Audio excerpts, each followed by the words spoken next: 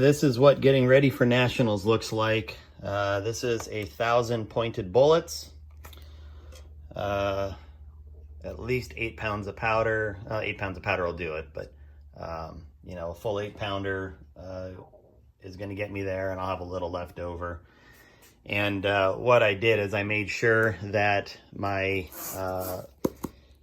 powder, so 8 pounds will do roughly like 900 something rounds for me. I need about 650 for what I'm doing in the next 10 days.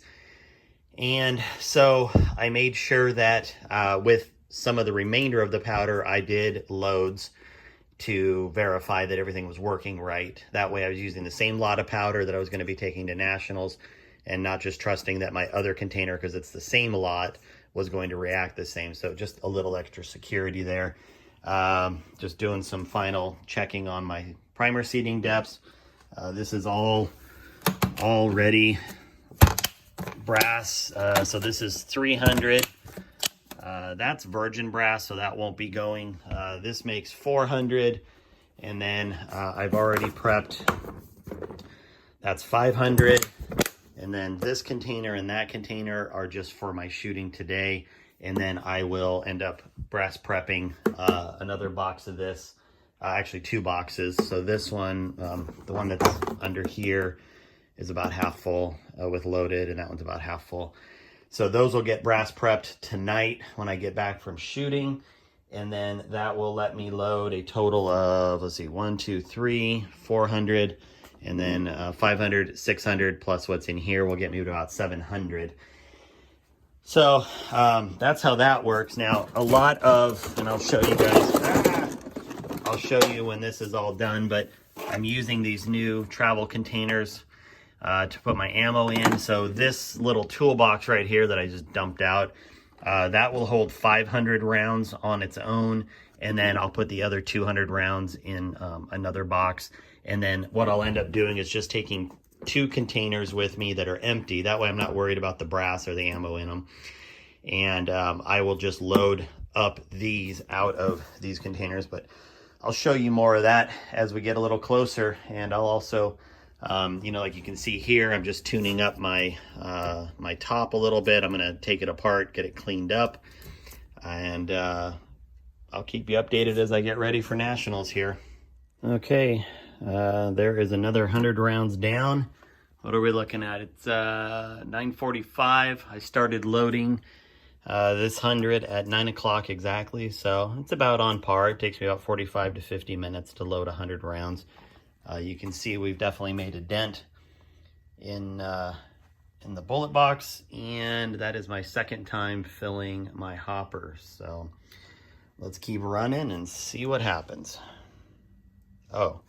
And I have 3 boxes of prep brass still left.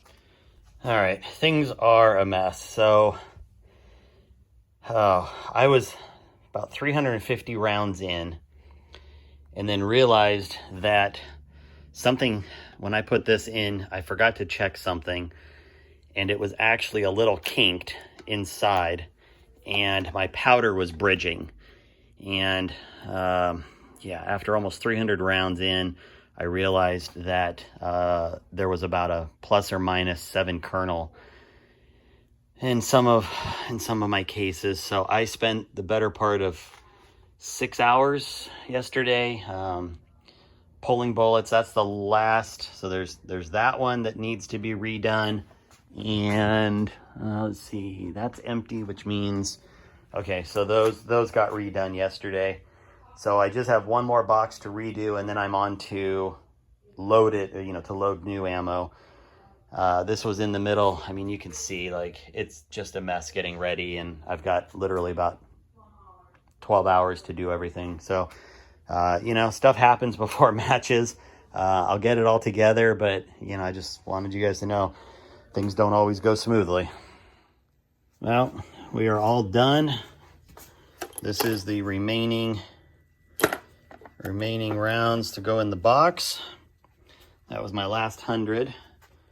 And then you can see here we've got 1, 2, 3, 4, 499, and then another 73, and 79 there. So, you know, it's a little over 700 rounds. And now I need to start. Ooh, I am exhausted. Packed up, ready to go. This is just under 700 rounds. They are all in these lovely little packs that keep everything super secure, right? So nothing can move around. And then I will take, I'll probably take 2 of those, but I might take 1 of those in a 50 count box. I'm not sure yet. But essentially everything that's in or was in those 8 ammo boxes is now just right here. And, you know, again, I know you're probably saying, well, that doesn't look like a huge space savings and you could kind of tuck these away in different places. Yeah, that's true, but it's a lot harder to secure the ammo in those boxes for travel, especially a couple day travel with hotel and banging it around and stuff like that. Whereas here, I know everything is secure.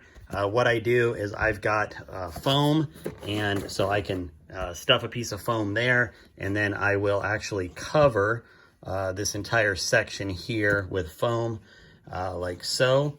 And now this will close up and it will be incredibly secure. I'll do the same thing with this one now that we have that one in there, and away we go. So I'll keep you updated here as we get the truck packed.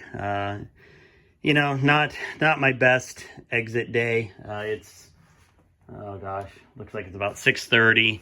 I'd really like to be in bed in a couple hours because I got to get up at 3 a.m. So we'll see how it goes. All right, well, this is what it looks like traveling to Nationals. Let's see if we can see something over this crest. Yep. More barren desert. So I drive about 19 hours. Most of it looks like this. We got another car behind us. There's 4 of us traveling together. So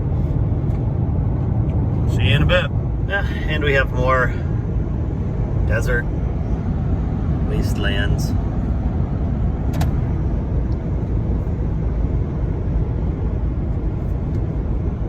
All right, well, we made it to Las Vegas. We're out of the 950 miles of barren wasteland. All right, coming up on the Hoover Bridge.